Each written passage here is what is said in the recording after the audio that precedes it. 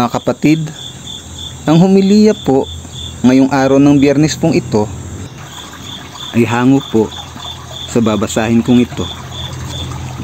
Juan, Kapitulo 2, versikulo 1 hanggang 11. Ang unang himala ni Jesus. Pagkalipas ng 2 araw, may kasalan sa Kana sa Galilea, at naroon ang ina ni Jesus. Si Jesus at ang kanyang mga alagad ay inanyayahan din sa kasalan. Kinapos ng handang alak, kaya't sinabi ng ina ni Jesus sa kanya, "Anak, naubusan sila ng alak."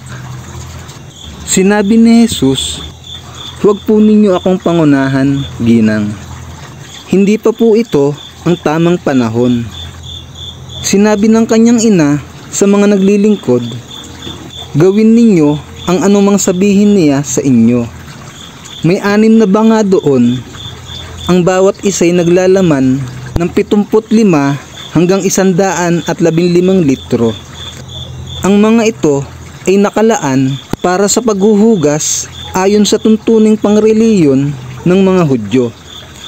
Sinabi ni Jesus sa mga tumutulong doon, "Punuin ninyo ng tubig ang mga banga."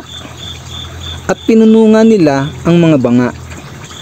Pagkatapos, sinabi niya, "Kumuha kayo ng kaunti at dalhin ninyo sa namamahala ng handaan." Dinalhan nga nila ang namamahala ng handaan, at tinikman nito ang tubig na naging alak. Hindi niya alam kung saan nanggaling iyon. Subalit alam ng mga sumalok ng tubig. Kaya't tinawag niya ang lalaking ikinasal at sinabi, "Ang masarap na alak ay unang inihahain. Kapag marami nang nainom ang mga tao, saka inihahain ang mababang uri. Ngunit sa huli ninyo inilabas ang masarap na alak."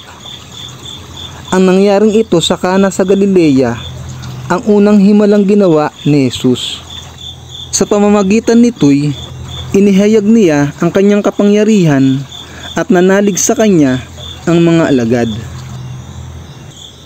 Ang mabuting balita ng Panginoon. Pinupuri ka namin, Panginoong Hesukristo.